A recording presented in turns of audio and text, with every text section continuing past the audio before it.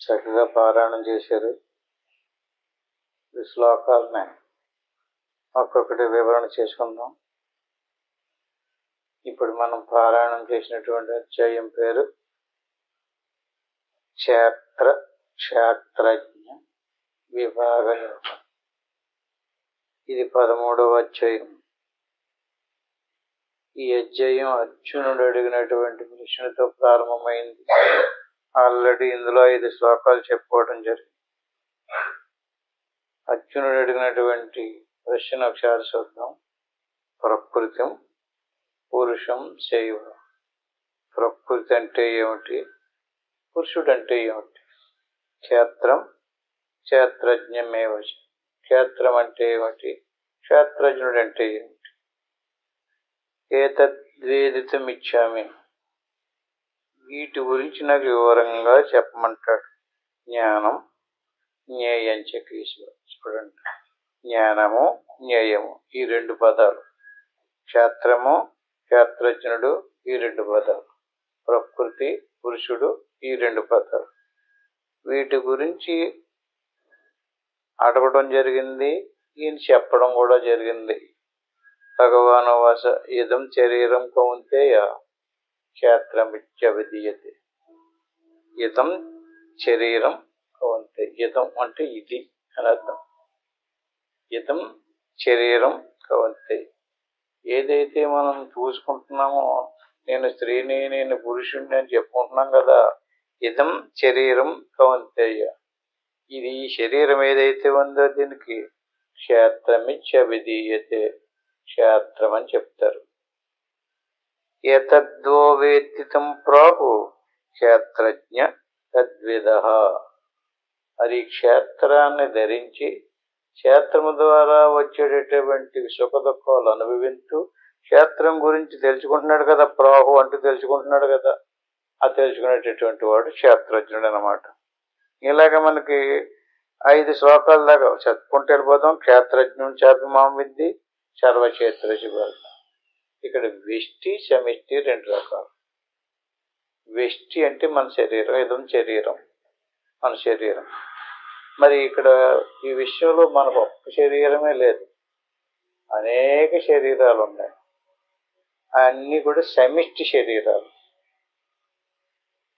క్షేత్రజ్ఞం చేపది సర్వక్షేత్రేషు అంటే అందరి క్షేత్రాలు ఉన్నమాట. వ్యష్టి క్షేత్రం సమిష్టి క్షేత్రాలు. క్షేత్రజ్ఞం చేపది సర్వక్షేత్రేషు భారత అంటే 2 విభాగాలు, వ్యష్టి సమిష్టి. క్షేత్రజ్ఞం యో జ్ఞానం నిత్యదానం మతమమ. ఈయనేమన్నాడు? వ్యష్టి క్షేత్రం జీవుడిది, జీవుడి క్షేత్రజ్ఞుడు. సమిష్టి క్షేత్రాలు ఈశ్వరుడి. ఆ సమిష్టి క్షేత్రాల్లో ఉండే జీవుడికి ఈశ్వరుడు అని పేరు. ఈ 2 మనం గుర్తుపెట్టుకోవాలి. వ్యష్టి క్షేత్రం జీవుడిది, సమిష్టి క్షేత్రాలు ఈశ్వరుడిది. వ్యష్టి క్షేత్రంలో ఉండి వ్యష్టి క్షేత్రాన్ని తెలుసుకునేటటువంటి జ్ఞానం ఉంది కదా. క్షేత్రము వ్యష్టి క్షేత్రము సమిష్టి క్షేత్రాలు. వ్యష్టి క్షేత్రంలో జీవుడు, సమిష్టి క్షేత్రంలో జీవుడు. మరి ఈ జీవుడిని క్షేత్రాన్ని కూడా తెలుసుకునేటటువంటి జ్ఞానం అవుతుంది. జ్ఞానం మతం మమ. అటు క్షేత్రజ్ఞయో జ్ఞానం. ఈ క్షేత్రాల గురించి, ఈ క్షేత్రజ్ఞుడి గురించి తెలుసుకునేటటువంటి జ్ఞానం ఇంకోటి ఉంది కదా మనకి.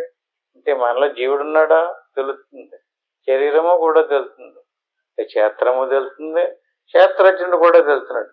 అక్కడ సమిష్టిలో కూడా క్షేత్రాల గురించి తెలుసు, క్షేత్రజ్ఞుడి గురించి తెలుసు, ఆ క్షేత్రజ్ఞుల గురించి తెలుసుకునే జ్ఞానము తెలుసు.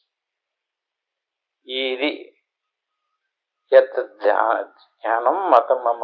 ఈ జ్ఞానమే మతము అంటున్నాడు. అంటే ఇప్పుడు మతం అంటే మన ఉద్దేశంలో ఏంటో చెప్పండి. జ్ఞానం. ఎక్కడ జ్ఞానం లేదో అక్కడ మతం చెప్పలేదు. క్షేత్రాన్ని గూర్చి క్షేత్రజ్ఞుని గూర్చి తెలుసుకునేటటువంటి జ్ఞానం ఏదైతే ఉందో అది మతం. ఆ జ్ఞానం వదిలేసేసి నాది లా మతం, నాది ఈ మతం అంటే అప్పుడు ఏమైనట్టు? చూడండి, నా 3వ శ్లోకమే క్షేత్రజ్ఞయో జ్ఞానం. క్షేత్రాన్ని తెలియాలి, క్షేత్రజ్ఞుని కూడా తెలుసుకోవాలి. తెలుసుకోవాలంటే ఏముండాలి? జ్ఞానం ఉండాలి కదా. ఆ జ్ఞానం ఉంటే నువ్వు ఈ మతంలో ఉన్నట్టు. ఇది మతం. ఈ మతాన్ని తీసుకో, ఈ మతంలో ఉండి క్షేత్రజ్ఞుని కూడా తెలుసుకో.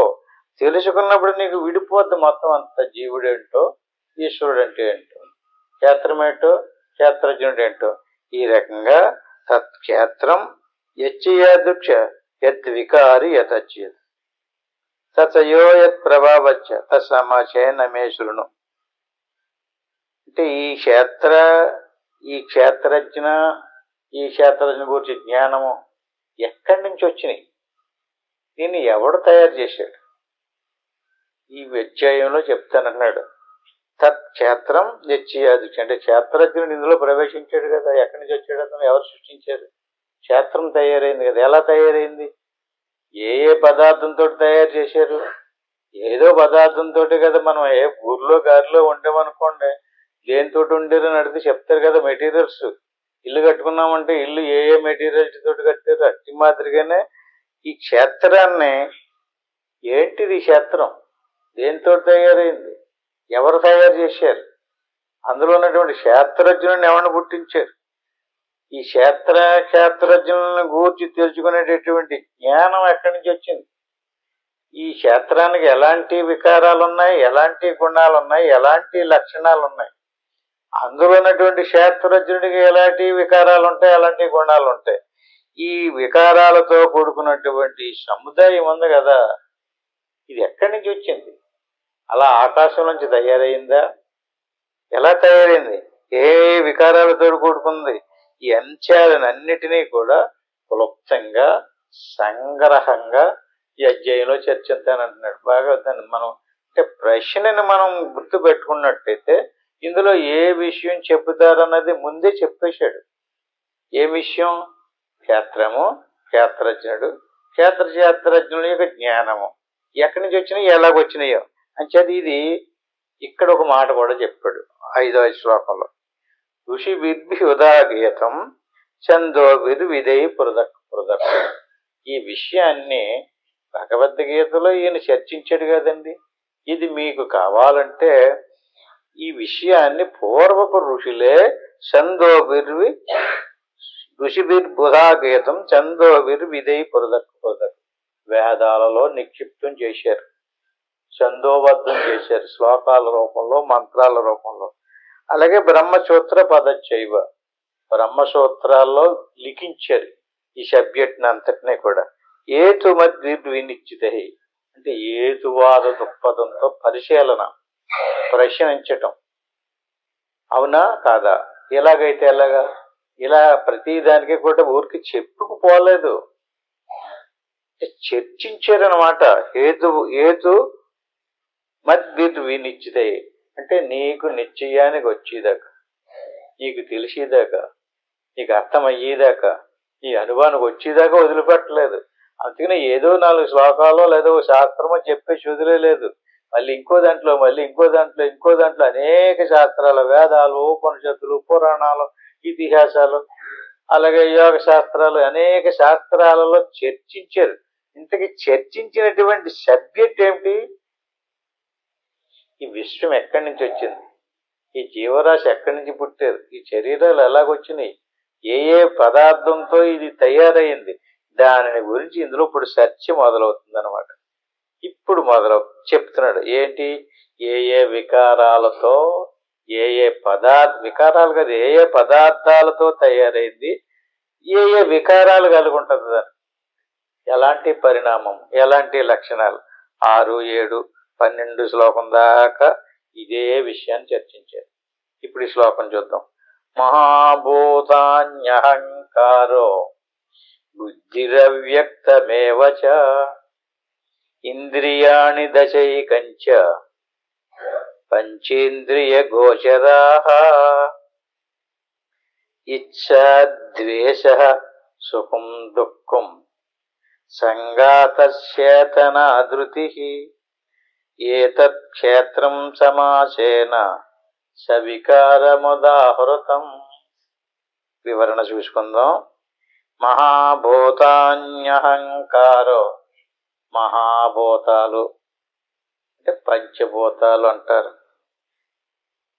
పంచభూతాలు అంటే మనందరూ రోజు ప్రతిసారి చెప్పుకుంటానన్నాం. ఆకాశము, వాయువు, అగ్ని, జలము, భూమి. గుర్తుపెట్టుకోండి. అంటే ఏ ఏ పదార్థంలో ఏ కలిపారు, ఏటిని తీసుకుని వస్తువు తయారైందో చెప్తున్నాడు. మహాభూతానే పంచమహాభూతాలు.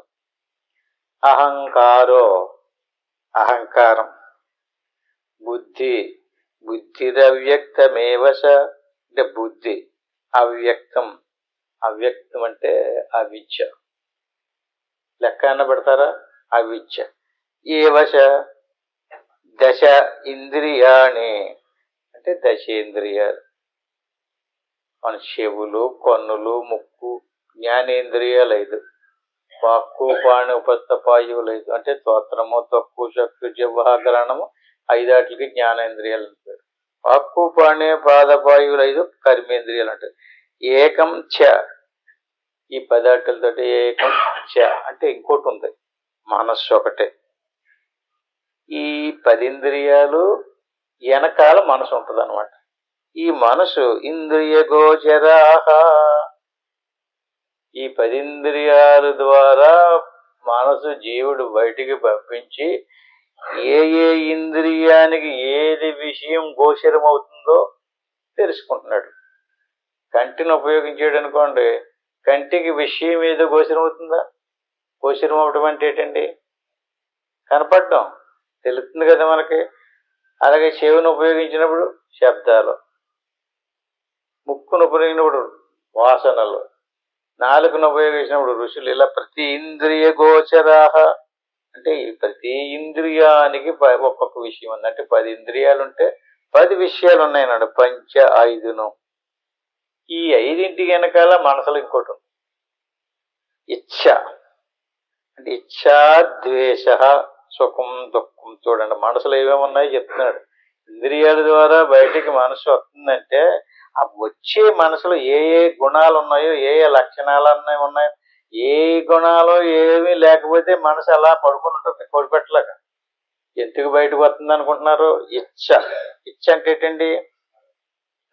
ఇష్టం. నాకు ప్రేమ అంటే ఆ వస్తువు అంటే నాకు ఇష్టం అంటే ఇచ్ఛ. నాకు ఆ వస్తువు అంటే నాకు ఇష్టం కాదు. ద్వేషం. ఇష్టం లేకపోవటం వేరు, మళ్ళీ ద్వేషించడం వేరు. ఇచ్ఛ, ద్వేషం. అలాగే ఆ వ్యక్తి అంటే నాకు ఇష్టం, ఆ వ్యక్తి అంటే ఇష్టం లేదు. ఆ వస్తువు అంటే నాకు, ఆ వస్తువు వల్ల నాకు సుఖం ఉంది, లేదా వస్తువు వల్ల నాకు దుఃఖం ఉంది. ఇచ్ఛ, ద్వేష, సుఖం, దుఃఖం. సంఘాత చేతనా ధృతి. ధృతి అంటే బుద్ధి బలం. ఈ సంఘాన్నంతటినీ కూడా ఏతత్ క్షేత్రం సమాచేన సవికార ముదావృతం. నిర్వికారము, సవికారం అంటే ఏంటండి? నిర్వికారం అంటే ఏ ఆకారము లేనటువంటిది ఆత్మ. సవికారం అంటే ఒక ఆకారం వచ్చింది, ఒక చంటిపిల్లడి రూపంలోనో చంటిపిల్లల రూపంలోనూ ఒక ఆకారం ధరించి వచ్చింది. సవికార ముదావృతం. క్లియర్గా కనపడుతుంది, మాట్లాడుతుంది, నడుస్తుంది, పాకుతుంది, ఏడుతుంది, నవ్వుతుంది. అంటే ఎన్నాటి వెనకాల ఏమేమి ఉన్నాయో ఒకసారి చూడండి. మహాభూతాన్యహంకారో బుద్ధిరవ్యక్తమేవశ ఇంద్రియాణి దశైకంచ పంచేంద్రియ గోచరాః ఇచ్ఛా, ద్వేష, సుఖం, దుఃఖం సంఘాతచేతనాధృతి. ఈ సంఘాతమంతా ఒక సముదాయం, ఒక పోగు. అంటే కూరగాయల గంపలో అన్ని రకాల కూరగాయలు పెట్టి అమ్ముతారు కదా. అందులో ఏమేమి ఉన్నాయంటే ఏం చెప్తారు అప్పుడు? బీరకాయలు, బెండకాయలు, దొండకాయలు అన్నీ అందులో వేసారు. అట్టి మాదిరిగా సంఘాత చేతనాధృతి. చేతనం అంటే అన్నితో పాటు ఇంకొకటి కూడా ఉంది. ఏంటిది? చేతనం.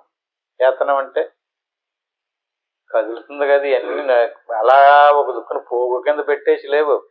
గంపలో ఉన్నటువంటి కూరగాయలు కదలవు, అలా పడి ఉంటే మనం తీసేది అమ్మాలి. ఇయ్యో అలా కాదు, ఈ కదులుతున్నాయి అన్నీ కూడా పనిచేస్తున్నాయి. ప్రతి పరికరం పనిచేస్తుంది. దానికి చేతనం అని పేరు. పని చేస్తున్నాడు తెలుస్తుంది, దానికి ధృతి అని పేరు. అంటే 2 శ్లోకాల్లో మొత్తం విషయాన్ని ఎంత అద్భుతంగా చెప్పేశాడు చూడండి. తాత్పర్యం చూద్దాం. భూమి, నీరు, అగ్ని, వాయువు, ఆకాశము అనబడు పంచమహాభూతాలు. బుద్ధియు, ప్రకృతియు, చెవులు, చర్మము, కన్నులు, నాలుక, ముక్కు అనబడు జ్ఞానేంద్రియములైదు. నోరు, చేతులు, కాళ్ళు, గుష్యము, వాయువు అనబడు కర్మేంద్రియములైదు. శబ్ద, స్పర్శ, రూప, రసగంధములు అనబడు పంచ విషయములు. కోరిక, ద్వేషము, సుఖము, దుఃఖము మొదలగు సముదాయము.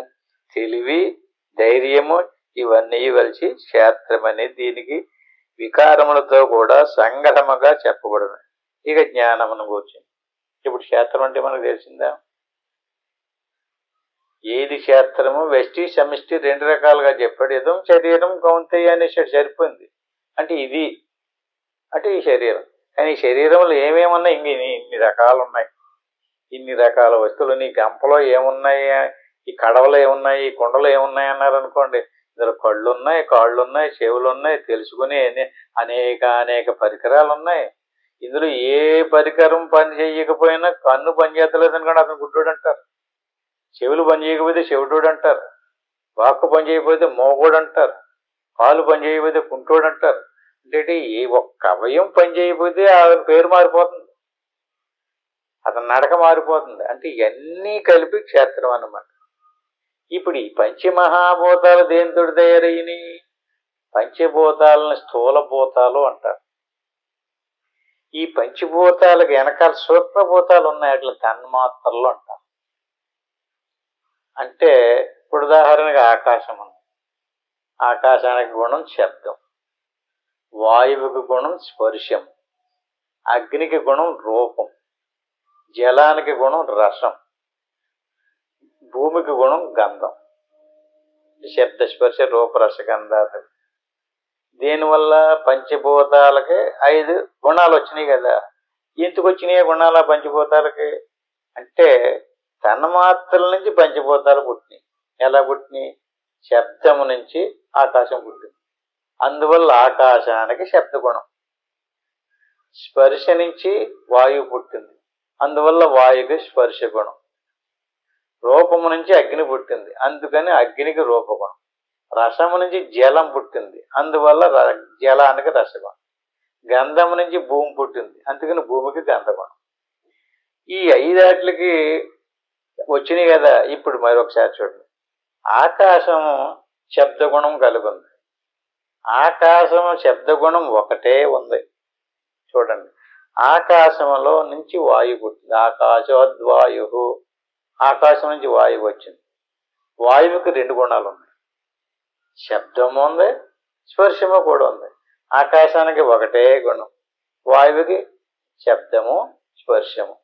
వాయువు నుంచి అగ్ని పుట్టింది, అందుకని ఆకాశ గుణము, వాయు గుణము, అగ్ని గుణము కూడా 3 ఉన్నాయి.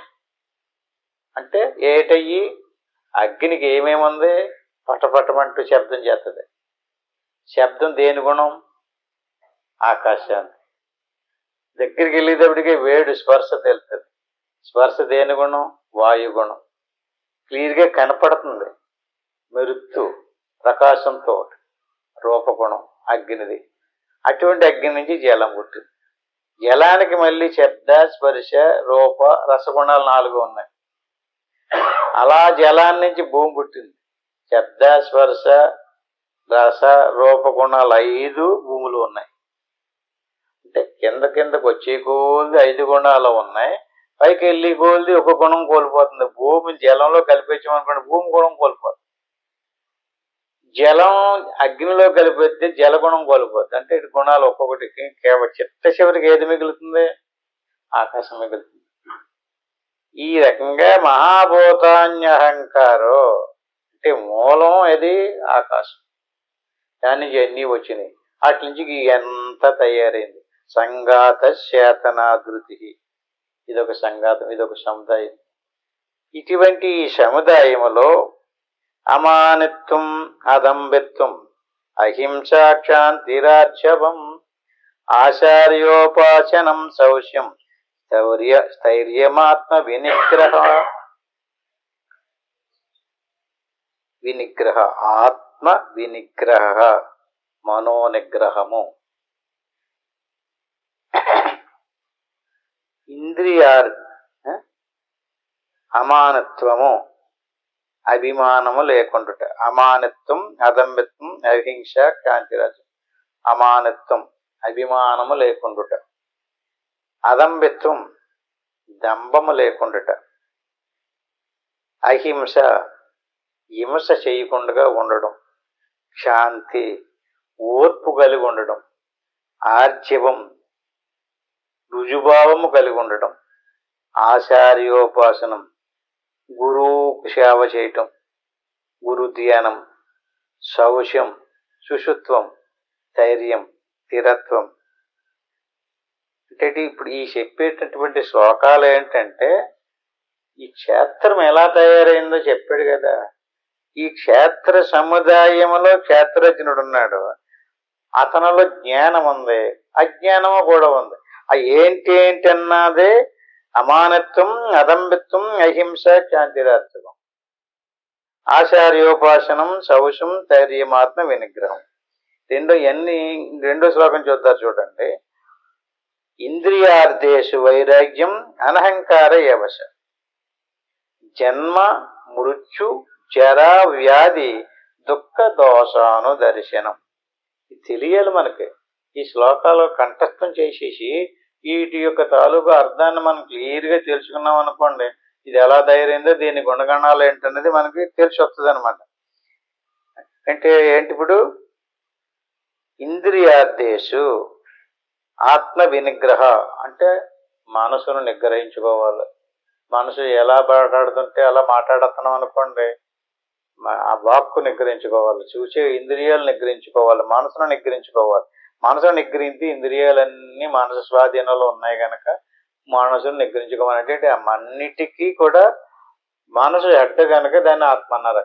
ఇంద్రియాలకి ఆత్మ మనసు అంచేది ఇంద్రియాదులని నిరోధించాలి. ఆత్మ వినిగ్రహ, మనోనిగ్రహము కలిగి ఉండాలి. ఇంద్రియార్థేషు విషయములందు వైరాగ్యం, విరక్తి. ఇంద్రియార్థేషు అంటే ధన సంపాదన అంటే దాని అర్థం ఏంటండి? అర్థాన్ని సంపాదించడం. అట్టి మాదిరిగానే ఇంద్రియాదుల ద్వారా విషయార్థేషు ఏం సంపాదించడం? మనం వినాలని, చూడాలని, తినాలని ఇంద్రియాలకు సంబంధించినటువంటి విషయాలలో పరిగెడుతున్నాం కదా. ఇంద్రియాల ద్వారా అంటే ఏ ఇంద్రియానికి ఏది విషయమో ఆ విషయాన్ని సమకూర్చుకోవటం, ఆ విషయాన్ని గూర్చి తెలుసుకోవాలని మనసు ఉవ్విళ్ళూరడం. అటువంటి ఆ విషయాభిలాష మనసులో చనిపోవాలి. ఏంటి విషయాభిలాష? ఇంద్రియాలు పడిపోమంటలేదు, విషయాదుల మీద అభిలాష తగ్గాలన్నమాట. విషయాభిలాష తగ్గితే విషయములందు ఆ విషయాభిలాష లేకపోతే వైరాగ్యం. వైరాగ్యం అంటే ఏంటండి? విరక్తి. దర్శనం పుట్టుట, చచ్చుట, ముసలితనము, దుఃఖము మొదలైనటువంటి దోషాలను బాగా తెలుసుకున్నట. జన్మ మృత్యు జర వ్యాధి దుఃఖ దోషాను దర్శనం. ఈ మనకు విచారణ చెయ్యాలి. ఈ పుట్టుకేటి, ఈ పరిణామమేటి, ఈ సావేటి? జన్మ మృత్యు. జన్మ అంటే పుట్టుక, జర వ్యాధి, మృత్యువు సావు. జన్మ చూడండి, ప్రతి మనిషికి పుట్టుకొచ్చింది కానీ ఏదో బాధ, ఏదో వ్యాధి, ఏదో దుఃఖం. జన్మ మృత్యు జర వ్యాధి దుఃఖ దోషాను దర్శనం. ఏంటి దాని అర్థం ఏంటండి? దుఃఖ దోషాను దర్శనం అంటే వాటిని గూర్చినటువంటి జ్ఞానం మనకు ఉండాలి. నిరంతరము ఈ శరీరం ఏంటిది ఇలా పరిణామం చెందుకుంటూ ఎక్కడికి వెళ్తుంది? రకరకాల బాధలతో, రోగాలతో భయపెడుతూ సడన్గా ఎప్పుడు ఊడిపోద్దో తెలదు. ఎక్కడ ఎవరో నాది నేనని సంపాదించుకున్నదంతా ఎక్కడిదక్కడ వదిలిసిపోవాలి. అది చాలా జాగ్రత్తగా గమనించి తెలుసుకుంటూ ఉండాలి. ఆసక్తి అనవిశ్వంగ పుత్రధార గృహాదిషు. ఆసక్తి అంటే కోరిక, దేని మీద? పుత్ర అంటే పిల్లలు, దార అంటే భార్య లేక భర్త, గృహాదిషు అంటే ఇల్లు, నిత్యం చ సమచిత్తత్వం ఇష్టానిష్టోపపత్తిషు అంటే పుత్రధార గృహాదిషు, శృతులు, భార్య, గృహము మొదలగు వానియందు ఆసక్తి, కోరికను కొద్దిగా తగ్గించుకోవాలి. వాటి మీద మనకి ఎక్కువ ప్రీతి. వీటి మీద, ఇంటి మీద, పిల్లల మీద, భార్య మీద, భర్త మీద, వీటి మీద మనకి ఆసక్తి ఎక్కువ. దాని మీద ఏం చేయమంటున్నాడు ఈయన? అనభిస్వంగ, కొంచెం తగ్గించు, వైరాగ్యం తెచ్చుకో. పుత్రధార గృహాదిషు ఆసక్తి లేకుండా, అనభిస్వంగ అభిరుచి లేకుండా.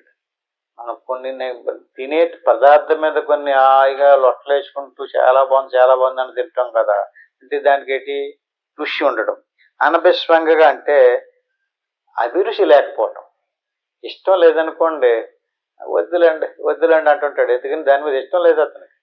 అది ఇష్టం ఉంటేనో అట్టి మాదిరిగా దేని మీద అభిరుచి ఉండకూడదు అంటున్నాడు. దేని మీద? పుత్రధార గృహాదిషు, వాటి మీదే మనకి అభిరుచి ఉంది. ఈయనేటి ఇలాగ రివర్స్లో చెప్తున్నాడు అన్నీ కూడా. ఎందుకండి ఇవన్నీ అంటే నీకు మోక్షం రావాలంటే ఈ కంపల్సరిగా ఇప్పుడు ఏదన్నా ఉద్యోగానికి వెళ్ళారనుకోండి, దానికి ఏ కొన్ని లెక్కలు అడుగుతారా? వాటికి సరైనటువంటి సమాధానం చెప్తేనే కదా ఆడికి ఉద్యోగం ఇస్తారు. భలేగా వచ్చారు రా బాబు పట్టుపోయి ₹1,00,000 జీతం అంటారా? కాదు కదా. అట్టి మాదిరిగానే ఇక్కడికి వచ్చి కూర్చున్నామంటే దేనికి? మోక్షం కోసం. ఎందుకంటే మనకి క్లియర్గా తెలుస్తుంది కదా, ముచ్చులోకి వెళ్ళిపోతుంది శరీరం, వెళ్తలేదు. ఎప్పుడో తెల్లగాని మొత్తం మీద ఖాయమైపోయింది, అవునా? రుజువైపోయింది. తీరా సడన్ గా ముర్చు వచ్చేసింది అనుకోండి, ఎవరికి వెళ్తున్నానరా బాబు అని చెప్పడం కూడా కుదరదు. చుట్టాలింటికి వెళ్ళాం అనుకోండి, నేను వెళ్ళొస్తానంటే జాగ్రత్తగా వెళ్ళి వాళ్ళు అప్పగింతలు చెప్తారు. వీడికి అలా చెప్పడం కూడా కుదరదు. ఇంకా పాపం చేత కాదు, సడన్ గా పోతే ఎవరికి చెప్పడం. ఇంకా ఈ గూట్లో ఏం పెట్టాడు, పెట్టులో ఏం పెట్టాడు, బీరువాలో ఏం పెట్టాడో కూడా తెలియదు. ఎవరికి ఇచ్చాడు, ఎవరికి ఇవ్వలేదో కూడా తెలియదు. అలాగే ఎందరో ఎక్కడ వదిలిచిపోయిన వాళ్ళు ఉన్నారు అని చేత క్లియర్గా కనపడుతుంది. ఆ ఎల్లోడు వెళ్ళినట్టుగా మళ్ళీ ఇంకో శరీరం తగిలించుకుని వచ్చేస్తాడు. ఎందుకంటే లోపల చనిపోలేదు, పై శరీరమే పోయింది. లోపలోడికి కోరిక చచ్చిపోలేదు. ఇంతకీ జీవుడు చావడండి, జీవుడు మృత్యుంజయుడు. అతను జీవుడు చచ్చిపోతాడు. చచ్చిపోయేలా ఉంటే అసలు ఈ సత్తంగాలే అక్కర్లేదు మనకి. ఇంకా ఆడు చావలేదు. ఆడు మళ్ళీ రాకుండా ఉండాలంటే ఇంక ఈ కోరికలన్నీ చచ్చిపోలేడు. ఇక్కడ బ్రతికుండగానే, ఆరోగ్యంగా ఉండగానే ఒక్కొక్క దాని మీద విషయాశక్తిని తగ్గించుకుంటూ రావాలి. అలా విషయాశక్తి పోయిందనుకోండి, అప్పుడు వెంటనే మళ్ళీ తీసుకొచ్చి ఇంకో గుడారంలో ప్రవేశపెట్టరు. అలాగే మహిషానన్య యోగేన వ్యక్తిరవ్య విషారిణి, మహిషానన్య యోగేన వ్యక్తిరవ్య విషారిణి. మళ్ళీ ఇంకోసారి చూద్దాం. వ్యష్టి శరీరంలో ఉన్నటువంటి జీవుడు, సమిష్టి శరీరాల్లో ఉన్నటువంటి జీవుడు, సమిష్టి శరీరాల్లో ఉన్నటువంటి జీవుడికి, వ్యష్టి శరీరంలో ఉన్నటువంటి జీవుడికి భేదం లేదు. ఇలాంటి శరీరాలే మిగతా శరీరాలు కూడా. ఈ శరీరంలో ఎలాంటివాడు ఉన్నాడో అందరి శరీరాల్లోనే అలాంటివాడే కదా ఉన్నాడు. ఆ జీవుడికి భేదం లేదు. అందుచేత మహిషానన్య యోగేన, వాడికి వీడికి భేదం లేదు. ఆ జీవుడికి వెనకాల ఆత్మ ఉంది. ఆత్మకి పరమాత్మకి భేదం లేదు. అటువంటి ఆత్మ పరమాత్మల ఏకత్వమైనటువంటి ఆ పరమాత్మ మీద వ్యక్తి ద్రవ్య విషారిణి, జారిపోలేనటువంటి పట్టుకోవాలి. జారిపోవడం అంటే చెట్టు ఎక్కుతున్నాడు అనుకోండి, కాలు జారిపోతే కింద పడిపోతాడు కదా. అట్టి మాదిరిగా జారిపోకూడదు. అవ్యభిషారిణి, వ్యభిషారిణి అంటే జారిపోవడం. అంటే ఏంటండి జారిపోవడం? అంటే ఒక వ్యక్తితోటి సంసారం చేస్తే ఇంకొకటి కూడా పోయిందనుకోండి, దాన్ని ఏమంటారు? వ్యభిచారిణి అంటారు కదా. అట్టి మాదిరిగా అవ్యభిషారిణి, నువ్వు దేన్నైతే పట్టుకున్నావో దాన్ని పట్టుకుని వదలకుండా ఉండడం అవ్యభిషారిణి. నైషానన్య యోగం ఎలాగా? ఆ లోపల ఉన్నటువంటి పరమాత్మ స్వరూపాన్ని పట్టుకుని జారిపోకుండా నిరంతరము సాధన చేయడం. వివిక్త దేశే సేవిత్వం, అలా చేయడానికి నువ్వు ఎక్కువగా జనసమర్థమైనటువంటి మనుషుల్లో కూర్చోకూడదు, అందరితోటి స్నేహం చేయకూడదు. వివిక్త సేవి, వివిక్త దేశే అంటే ఏంటి, ఒంటరి ప్రదేశంలో ఉండడానికి అలవాటు చేసుకోవాలి. రేపు పొద్దున్న ఒంటరిగానే వెళ్ళాలి. ఒంటరిగా వెళ్ళేదేప్పుడు సాగు వస్తుందని కానీ భయపడిపోతుంటాడు, పూట ఎవరు రావట్లేదు, నేను ఒక్కడిని వెళ్ళాలి, ఏం చేసేస్తారా బాబు అంటాడు. అదే ఒంటరిగా ఉండడం అలవాటు చేసుకుంటేనా వివిక్త దేశే సేవిత్వం, ఒంటరిగా ఉండడానికి అలవాటు చేసుకోవాలి. అరతి జన సంసది, జనాల మధ్యలో మసలపడు. ఆడో మాట్లాడతాడు, ఈడో మాట్లాడతాడు, ఏం పర్లేదు తినరా అంటుంటాడు, చేయరా అంటుంటాడు. అంటే ఇలా మనుషులమయ్యాను ఉంటే రకరకాల స్వభావాలు, రకరకాల సంస్కారాలు. ఇలా మనుషులందరినీ చూడండి, ఒక్క గుణం ఉండదు. ఇప్పుడు ఇంత కూర్చోబెట్టి ఇంత ఇలా గుత్తిగా ఆరేసినట్టుగా చెప్తాను కదా, గుమ్మం దాటండి, ఎవడు స్వభావాన్ని పట్టుకున్నాడు వచ్చేస్తుంటాడు. ఎవరి స్వభావాన్ని వదలడు. ఇంకా ఎంత చదువుకున్న వాళ్ళ, చిన్నోళ్ళ, పెద్దోళ్ళ అన్నా గొడవలేదు, ఇంకా అది వదులుతులేదు. అంచేది ఏం చేయాలి, ఆరతి జన సంసది, అంటే వదలాలి. ఏటి వదలాలి, ఈ సంస్కారాలని, వాసనల్ని వదలాలి. అధ్యాత్మ జ్ఞాన నిత్యత్వం, వదలకుండా పట్టుకోవాల్సింది ఏంటి, జ్ఞానం. ఆధ్యాత్మ జ్ఞాన నిత్యత్వం, తత్వజ్ఞానార్థ దర్శనం. చూడండి ఇక్కడ ఏమన్నాడు, ఇక్కడ ఒకదాన్ని దర్శించమంటున్నాడు, ఇంకొక దాన్ని వదలకుండా పట్టుకోమంటున్నాడు. పట్టుకున్నది దర్శించవలసినటువంటిది ఇది. మళ్ళీ చూడండి, ఆధ్యాత్మ జ్ఞాన నిత్యత్వం. ఆధ్యాత్మ జ్ఞానం అంటే ఏంటండి, మనలో ఉన్నటువంటి మన స్వరూపాన్ని తెలుసుకోవడానికి చేసేటటువంటి ప్రయత్నం. 8వ అధ్యాయంలోనే చెప్పాడు. ఏంటండి ఆధ్యాత్మ జ్ఞానం అంటే, స్వభావో ఆధ్యాత్మముష్యతే. అంటే ప్రతి శరీరంలోనూ నేనున్నానన్నా కూడా ఒకడున్నాడు. అది ఎవడి మట్టికి వాడికే తెలుస్తుంది. ఎలా తెలుస్తుంది, నేనున్నాను. నువ్వు ఉన్నావని నీకు తెలుస్తుంది కదా. ఎలా ఉన్నావు అన్నప్పుడు దేన్ని చూపెడుతున్నాడు, క్షేత్రాన్ని చూపెడుతున్నాడు. దాన్ని ఇక్కడ వివరంగా ఎడగొట్టాడు. ఇది క్షేత్రం, ఇది ఇతను క్షేత్రజ్ఞుడు. ఈ క్షేత్రాన్ని, క్షేత్రజ్ఞుని తెలుసుకునేది జ్ఞానం. అంచేత ఆ జ్ఞానం ఏదైతే ఉందో ఆధ్యాత్మ జ్ఞాన నిత్యత్వం, అది నిత్యము. ఆ జ్ఞానం మన ఎరుకులో ఉండాలి. ఏ జ్ఞానం, క్షేత్రాన్ని, క్షేత్రజ్ఞుని తెలుసుకునే జ్ఞానం ఉంది కదా, ఆ జ్ఞానం మర్చిపోకూడదు.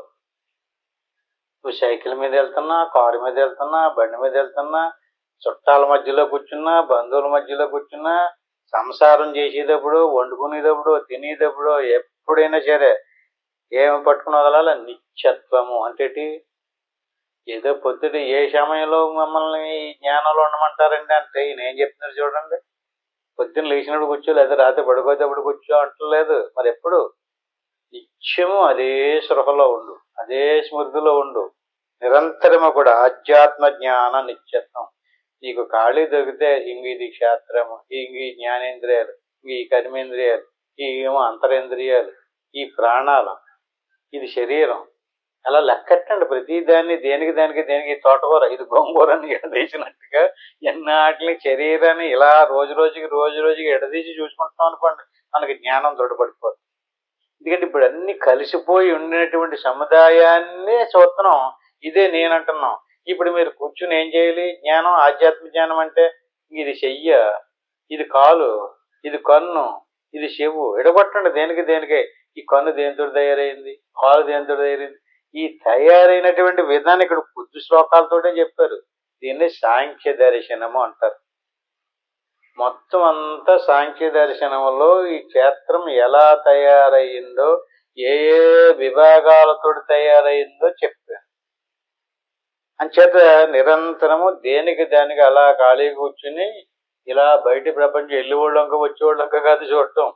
ఆ లోపల కూర్చుని ఈ శరీరం, ఓహో ఇది ఇలా తయారైందా, ఓహో ఇది ఇలా తయారైందా, ఇది ఇదా అని మనలో లోపల ఉన్నాడు కదా పెద్ద మనిషి, ఈ తయారైందని అలా గమనింత ఉన్నాడు అనుకోండి, ఇడిపోతుంది కదా. దేనికి దానికి సెపరేట్ అయిపోయి తెలుస్తుంది కదా, నీకు సెపరేట్ అయిపోయి పోతలేదు, తెలుస్తుంది, దేనికి దానికే తెలుస్తుంది. ఈ రకమైనటువంటి జ్ఞానాన్ని మనం నిత్యము వదిలిపెట్టకుండా పట్టుకోవాలి. ఆధ్యాత్మ జ్ఞాన నిత్యత్వం. ఇలా విచారణ చేస్తూ సాధన కూడా చెయ్యాలి. విచారణ వేరు, సాధన వేరు. విచారణలో ఇది ఇది ఇది ఇది ఇది ఇది ఇది ఇలా ధైర్యది అంటున్నాడు కదా. తత్వజ్ఞానంలో మనసును ఏకాగ్రత పరిచి ఏమీ అనుకోకుండా కదలకుండా ఉండడం. తత్వ త్వమ్ము 2 పదాలవి. తత్వం, త్వం అంటే నీ లోపల ఉన్నటువంటి ఆత్మ. తత్ అంటే ఈశ్వరుడిలో ఉండేటటువంటి ఆత్మ. 2 వస్తువులు. తత్వజ్ఞానార్థ దర్శనం. దర్శనం అంటే గుళ్ళోకి వెళ్ళి దర్శనం అయిందా అన్నారు అనుకోండి, ఆ గుళ్ళోకి వెళ్ళి దర్శించినటువంటి విగ్రహం ఎవరో కొంతకాలం కింద తయారు చేసి పెట్టారు, దాని చుట్టూరు గుడి కట్టారు, దాన్ని దర్శనం చేసుకునే నేను ఎంత గొప్ప అయిపోయాను, నాకు దర్శనం భలే సులువుగా అయిపోయింది అంటున్నాడు. ఏం దర్శనం అయితే తయారైంది, దాని లక్ష్యార్థంలోకి వెళ్ళాలి కదా, అసలు దేవుడిని దర్శించాలి కదా. ఎవరి దేవుడు ఇక్కడ క్లియర్గా చెప్పాడు చూడండి, 12వ శ్లోకం. దేవుడు ఎవరండి? ఆత్మ పరమాత్మల యొక్క ఏకత్వాన్ని దర్శించమంటున్నాడు. ఇప్పుడు మనం లోపలికి వెళ్ళాం, శ్వాసను పట్టుకున్నాం, ఎందుకంటే మనకి చేతగాక శ్వాసంపడి వెళ్తున్నాం. లేదా ఏదో మంత్రము, లేదా భూమధ్యమందునో నాసికాగ్రమందునో, లేదా అష్టాక్షరో దోతాక్షరో పంచాక్షరో షోడశాక్షరో ఏదో మంత్రం గురువు గారి దగ్గర తీసుకుని ఆ మంత్రాన్ని చెప్పించాడు. లేదా ఏదో మనకు నచ్చినటువంటి దేవతనో దేవుడిని ఎదురుగుండగా పెట్టుకుని ఆ దేవుడిని ఏదో నిరంతరము రామ రామ కృష్ణ కృష్ణ, ఎందుకంటే మరి మొదట మెట్టదే. అలా వచ్చి వచ్చి వచ్చి వచ్చి ఎక్కడికి రావాలి? తత్వజ్ఞానం. అంటే తత్వజ్ఞానం అంటే జీవుడు ఈశ్వరుడు కాదు, ఈశ్వరుడులో ఉన్న ఆత్మ జీవుడిలో ఉండే ఆత్మ. జీవునిలో ఉండేటటువంటి ఆత్మకి ప్రత్యేగాత్మ అంటే, ఈశ్వరుడులో ఉండేటువంటి ఆత్మకి పరమాత్మ అంటే. ఈ ప్రత్యేగాత్మ పరమాత్మల యొక్క ఏకత్వాన్ని దర్శించాలంటే మనం అలాగా కూర్చోగా మనసు దగ్గర పడుతూ ఉంటుంది, స్లో అయిపోతూ ఉంటుంది. మనసు ఆలోచనారహితమైనటువంటి శ్వాస ఆగిపోతుంది, మనసు ఆగిపోతుంది. ఆ నిర్వికారపు స్థితి గోచరమైనప్పుడు ఏదో జరిగిపోతుందేమో అని భయపడిపోయి మనసు వెంటనే పైకి లేపేస్తాడు. ఎప్పుడైతే లేపేసిందో బయటకు వచ్చేస్తాడు. మళ్ళీ భయపడకూడదు, మళ్ళీ కూర్చోవాలి, మళ్ళీ కూర్చోవాలి. అలా వదిలిపెట్టకుండా నిరంతరము ప్రయత్నం చేస్తే తత్వజ్ఞానార్థ దర్శనం అవుతుంది. అంటే పరమాత్మ దర్శనం అవుతుంది. అంటే నీ లోపల ఏదుందో, విచిత్రం ఏంటంటే అండి, నీ లోపల ఏ ఆత్మస్వరూపం ఉందో అందరిలోనూ అదే ఆత్మస్వరూపం. దాని పరమాత్మ ప్రత్యేగాత్మ, ఈ రెండింటి ఏకత్వానికి దర్శనం అని పేరు. ఇందులో ఏదుందో అందరిలోనూ అదే ఉంది, అందరిలో ఏదో ఉందో నీలో అదే ఉంది. నీలో ఇంకొకటి, వాళ్ళలో ఇంకొకటి లేదు. ఇదే తత్వజ్ఞానార్థ దర్శనం. ఏతజ్ఞానం ఇది ప్రోక్తం, ఇది జ్ఞానం. అజ్ఞానం యతతో అన్యద, దీనికి విరుద్ధమైందంతా కూడా అజ్ఞానమే. అంటే అజ్ఞానం అంటే ఏంటో చెప్పలేదు. ఈ ఆత్మ పరమాత్మ దీనికి సంబంధించినటువంటిదంతా కూడా ఏదైతే ఉందో ఇది జ్ఞానం. ఏది మళ్ళీ ఇంకోసారి చెప్తుంది చూడ, అమానత్వం మదం వెత్వం అహింస క్షాంతిరార్జవం ఆచార్యోపాసనం సవశం ధైర్యమాత్మ వినిగ్రహం ఇంద్రియాదేశు వైరాగ్యం అనంకార ఏవ చ జన్మ మృత్యు జరా వ్యాధి దుఃఖదోషానుదర్శనం అశక్తిరన విశ్వంగ పుత్రధార గృహాదిషు నిత్యం చ సమచిత్తత్వం ఇష్టానిష్టోపపత్తిషు మహిషానన్యయోగేన వ్యక్తిరవ్యభిసారిణి వివిక్త దేశే సేవిత్వం అరతిర్జన సంసది ఆధ్యాత్మ జ్ఞాన నిత్యత్వం తత్వజ్ఞానార్థ దర్శనం ఏతజ్ఞానమితి ప్రోక్తం అజ్ఞానం యతతో అన్యద. 1, 2, 3, 4, 5 శ్లోకాలు అన్నమాట. ఈ శ్లోకాల్లో చెప్పినటువంటి విషయమే జ్ఞానం. జ్ఞానం అంటున్నారు కదా. ఈ 13వ అధ్యాయంలో 8 నుంచి 12వ శ్లోకం దాకా మీరు ఇంటికి వెళ్ళి చదువుకోండి, మళ్ళీ చదవండి. జ్ఞానం అంటే ఏమిటి? అజ్ఞానం గురించి చెప్పలేదు. జ్ఞానం అంటే ఇంక ఇది విషయం. ఈ రకమైనటువంటి జ్ఞానాన్ని మనం సంపాదించుకోవాలి. అంటే క్వాలిటీ మనలో ఉందా లేదా? ఏం క్వాలిటీ? ఇందులో ఏమేమైతే చెప్పారో ఆ లక్షణాలు మనలో ఉన్నాయా లేదా చూసుకోవాలన్నమాట. ఉంటే మనం జ్ఞానం వస్తున్నట్టు, లేకపోతే మనలో జ్ఞానం రాలేనట్టే. ఎంత విన్నామో ఎంత చేసామో అనేది కాదు ఇక్కడ. ఎక్కడెక్కడేం చెప్పారు? ఇంద్రియాల మీద వైరాగ్యం ఉండాలి. ఉందా లేదా? రాలేదా ఇంకానే? అది ఎవరు చూసుకోవాలి? మనమే చూసుకోవాలి. అలాగే అహంకారం ఉందా? ఉంటే అజ్ఞానం, లేకపోతే జ్ఞానం. ప్రతిదాన్ని అలా కలుపుకోవాలన్నమాట. అలాగే జన్మ మృత్యు జరా వ్యాధి విచారణ చేసి తెలుస్తుందా నీకు? తెలియకపోతే అజ్ఞానం, తెలిస్తే జ్ఞానం. ఇలా ప్రతిదాన్ని అశక్తి రన్న విశ్వంగా పుత్రధార గృహాది. అంటే ఈ సంసార వ్యామోహంలోనే ఉందా ప్రీతి? ఉంటే అజ్ఞానం, లేకపోతే జ్ఞానం. ప్రతి శ్లోకాన్ని ఇలా తిరగేయండి. ఇది ఏదైతే ఉండాలన్నాడో ఉంటే నీకు జ్ఞానం ఉన్నట్టు, లేకపోతే జ్ఞానం లేనట్టు అంతే. లేకపోతే అజ్ఞానం, ఉంటే జ్ఞానం. మళ్ళీ చెప్పాలా శ్లోకాలు? ఉంటే ఏమేమి ఉండాలి? అమానత్వం, అదంబత్వం, అహింస, శాంతిరాజ్యం ఉండాలి. లేవు కదా. అలాగే ఆచార్యోపాసనం, శౌచం, ధైర్యమాత్మ వినిగ్రహం. అంటే గురువు సేవ చేయాలి. ఆచార్యోపాసనం అంటే ఆచార్యుడు అంటే గురువు గారికి. ఎలాంటి అంటే గురువు గారికి కాళ్ళ నమస్కారం చేసిస్తే చేపడిపోయినట్టు కాదు అక్కడ. అంటే విశ్వాసం కలిగి ఉండండి. గురువు గారు చెప్పింది సరైనటువంటి గురు ఉంటే చెప్పినటువంటి దాన్ని వదిలిపెట్టడం అనమాట. సరైనటువంటి గురు లేకపోతే చెప్తారులేండి, చాలా మంది చెప్తున్నారు అలాగా అన్నాడంటే అక్కడ ఏం లేనట్టు, విశ్వాసం లేనట్టు. అంటే అలాగే ఎవరికైతే లేదో వాడికి అజ్ఞానం, ఉంటే జ్ఞానం. ఇలా ప్రతిదాని విషయంలోనే కూడా అంతే. వైశాన్ అనన్య యోగేన అంటే దానికి దీనికి భేదం లేదు, రెండు ఒకటే. తెలిసింది కదా జ్ఞానం ఉన్నట్టు, తెల్లదు కదా అజ్ఞానం ఉన్నట్టు. ఈ శ్లోకాలని ఇంటి దగ్గరికి వెళ్ళిన తర్వాత మళ్ళీ ఒకసారి బాగా విచారణ చేయండి. ఈ శ్లోకాలలో చెప్పినటువంటి అర్హతల క్వాలిటీ మనకు ఉంటే జ్ఞానం వచ్చేసినట్టు. ఇందులో ఎక్కడెక్కడ తేడా వచ్చింది? ఈ శ్లోకాలని టిక్కులు పెడతారు, పాయింట్లన్నిటిని రాసి నీకు ఎందులో ఆ లక్షణం వచ్చిందో ఆ పదానికి రైట్ మార్క్ ఇవ్వాలన్నమాట. రాకపోతే ఇంటూ పెట్టుకోవాలి. అంటే ఎన్నిటికి నీకు క్వాలిటీ గుణాలు వచ్చినాయో, లక్షణాలు వచ్చినాయో, నువ్వు ఎంతెంత ముందుకు వెళ్తున్నావో తెలుసుకోవడం కోసం ఆశ్రమాల్లో ఈ శ్లోకాలను నేర్పి ఆ లక్షణాలు మరి చెప్పేసుకుపోతే ఏం తెలుస్తుందండి? సుఖమేటండి చెప్పేసిపోతేనే. వాడికి ఏమేమి వచ్చినాయో రాలేదు. మరి స్కూల్లోనే వాళ్ళు వీళ్ళు నేర్పారు అనుకోండి, మళ్ళీ ఒకసారి నాకు అప్పచెప్పాబు అంటారు కదా. ఈ అప్పచెప్పాలి. ఈ శ్లోకాలన్నీ కూడా, ఈ లక్షణాలన్నీ కూడా జాయిగా విడదీసి వివరంగా చెప్పాలన్నమాట. అది మళ్ళీ ఇంకోసారి చెప్తున్నాను చూడండి.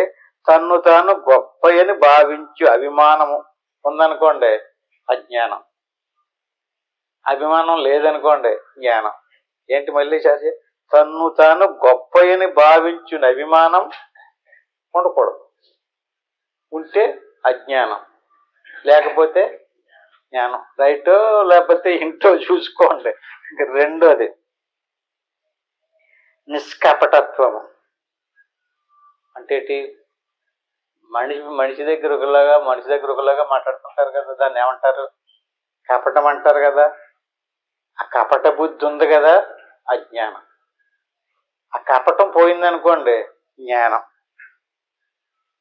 త్రివిధ హింసలు, శారీరక, వాచిక, మానసికంగా ప్రతి వ్యక్తి కూడా ఏదో వ్యక్తిని బాధపడతాడు. మనం అనుకుంటున్నాం హింస అంటే పీకు కోసేసి కోడినో కుక్కనో కోసి తినేస్తున్నారు కదా, అది హింస. అది ఎలాంటి హింస? శారీరక హింస. అలాగే అమాయకులను చేసుకుని వాళ్ళకి బండెడు పని చేయించి పావాళ చేతిలో పెడతారు, అది శారీరక హింస. అలాగే వాక్కుతోటి హింసిస్తారు కొంతమంది వాడు సర్వనాశనం అయిపోవాలని చెప్పేసి మనసుతోటి వాడి శాపనార్థాలు పెడుతుంటాడు. త్రివిధ హింసలు, ఆధ్యాత్మిక, ఆదిభౌతిక, ఆదిదైవిక పరమైనటువంటి ప్రతి వ్యక్తిలోని ఇలాంటి గుణాలు ఉంటాయి. అలాంటి 3 హింసలో చేయకూడదు. అహింస అంటే హింస ఉండకూడదు.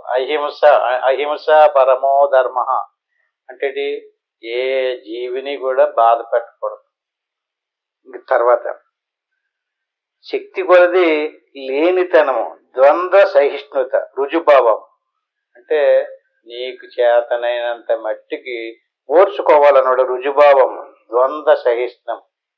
ద్వంద్వములంటే సుఖము దుఃఖము, లాభము నష్టము, జయము అపజయము, ఎప్పుడు ఒకలాగా ఉండదు జీవితం. ఇప్పుడు శైలి ఉందా, వెచ్చదనం చల్లదనం, దాన్ని ద్వంద్వం అంటారు. ఆకలి దప్పిక, అది ద్వంద్వము. సుఖము దుఃఖము ద్వంద్వములు, ఇవన్నీ కూడా ఈ ద్వంద్వ సహిష్ణుకే రుజుభావం. ఓర్చుకోవాలి.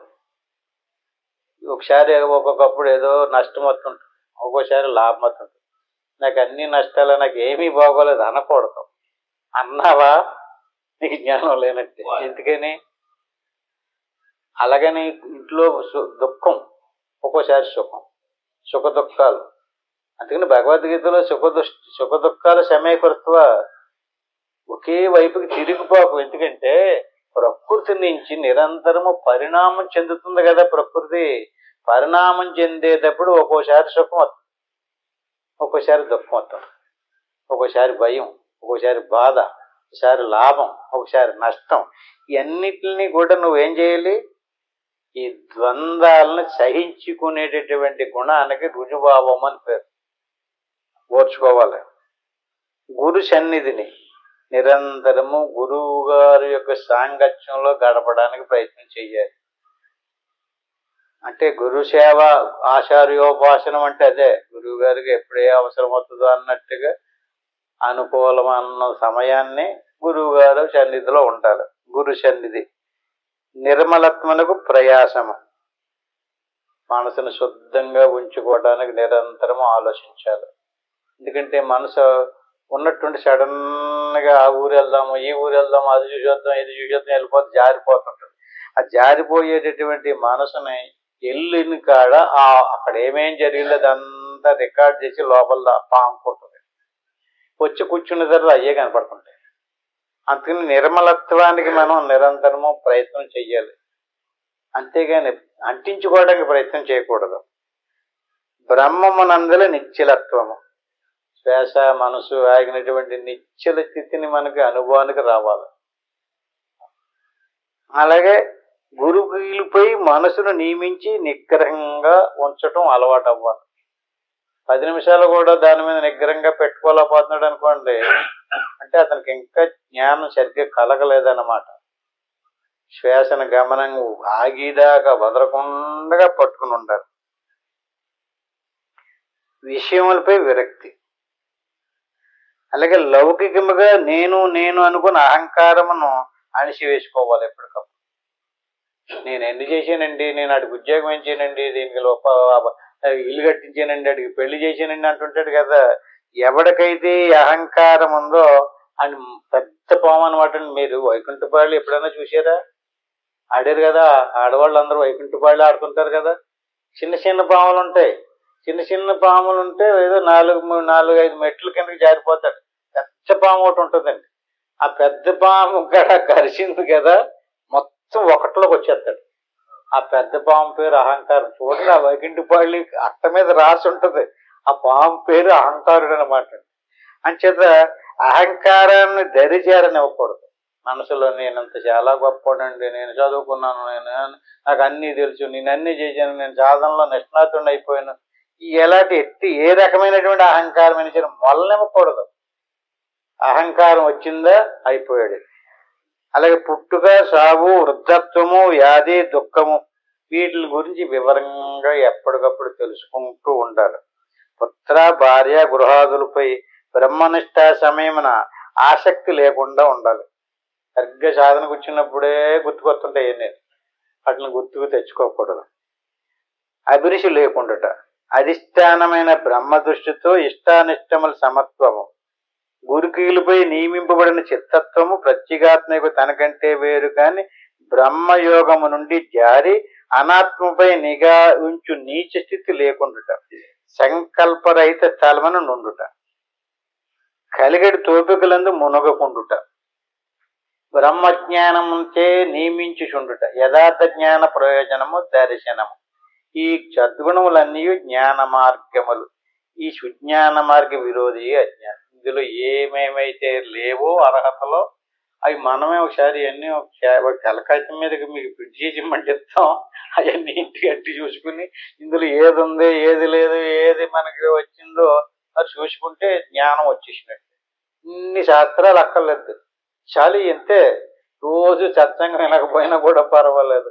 మొత్తం మీద క్వాలిటీ మన గుణాలే మనల్ని బంధించినాయి. ఈ గుణాలు ఎవడైతే సావధీన పరుచుకున్నాడో అటువంటి వాడికి భయం లేదు. మృత్యు జయించేసినట్టే, జ్ఞానం వచ్చేసింది. ఈ రకంగా జ్ఞేయం యత్ ప్రవక్ష్యామి యజ్ఞాత్వా అమృతమశ్నుతే అనాదిమత్పరం బ్రహ్మ నత్తన్నాస దుష్యతే. ఈ శ్లోకాన్ని వచ్చేవారని చెప్పుకుందాం. ఎందుకంటే ఏమన్నాడు మళ్ళీ, జ్ఞేయం యత్ ప్రవక్ష్యామి. ఇంకా ఉందయ్యా, అయిపోలేదు. ఇప్పుడు ఏమేం చెప్పాడు అతను? క్షేత్రం గురించి, క్షేత్రజ్ఞుడి గురించి, జ్ఞానం గురించి, అజ్ఞానం గురించి చెప్పాడు కదా. మరి జ్ఞేయం గురించి ఈ శ్లోకంలో చెప్తానంటున్నాడు. ఈ శ్లోకాన్ని వివరంగా వచ్చేవారని చెప్పుకుందాం. ఓం తత్సత్. ఆత్మబంధులారా, చక్కగా మంచి విషయాలు తెలుసుకున్నాం కనుక ఇప్పుడు ఏం చేయాలి? ఇలా చక్కగా శ్రవణం చేద్దాం. గురుర్ బ్రహ్మ గురుర్ విష్ణు గురురేవ మహేశ్వర గురువు సాక్షాత్తు పరబ్రహ్మ తస్మై శ్రీ గురువే. దీన్ని గురుమంత్రం అంటారు. దీన్ని ఒకసారి అనుకోవాలి. ఓం నమ శివాయ. దీన్ని పంచాక్షరి మంత్రం అంటారు. దీన్ని 3 సార్లు అనుకోవాలి. ఆ పైన ఏమీ అనుకోకుండా అలా శ్వాసను గమనిస్తూ ఉంటే స్వాహంభావ ధ్యానం అంటారు. అలా శ్వాసను పట్టుకుని వెళ్తూ ఉంటే శ్వాస సన్నగిలి తనకమంటూ కొట్టుకుంటే అక్కడికక్కడే కొట్టుకుంటుంటే దాన్ని కుండలిని యోగం అంటారు. ఆ కొట్టుకోవటం కూడా ఆగిపోయి శ్వాస మనసు పూర్తిగా నిలిచిపోయినప్పుడు తన్మయత్వం ఏర్పడుతుంది. ఇది శరీరం అంతా పులకరించిపోయినట్టుగా హాయిగా ఆనందం అవుతుంది. ఆ ఆనందపు స్థితే ఆత్మ. అది తెలియటమే జ్ఞానం. ఇప్పుడు ఏది తెలియాలి మనకి? శ్వాస మనసు ఆగిపోయినప్పుడు ఏ తన్మయత్వం కలిగిందో అది అనుభవపూర్వకంగా తెలియాలి. అది తత్వజ్ఞానం. అంటే ప్రయత్నం చేయండి. ఇప్పుడు నేను ఓంకారం చెప్పేదాకా ఏమి అనుకోకుండా దాన్ని అలా పట్టుబట్టి గమనించండి. ఇంటికి వెళ్ళిన తర్వాత ఎవరెవరికి ఎంత అవకాశం ఉంటే అంత ప్రయత్నం చేయండి. ఓం తత్సత్.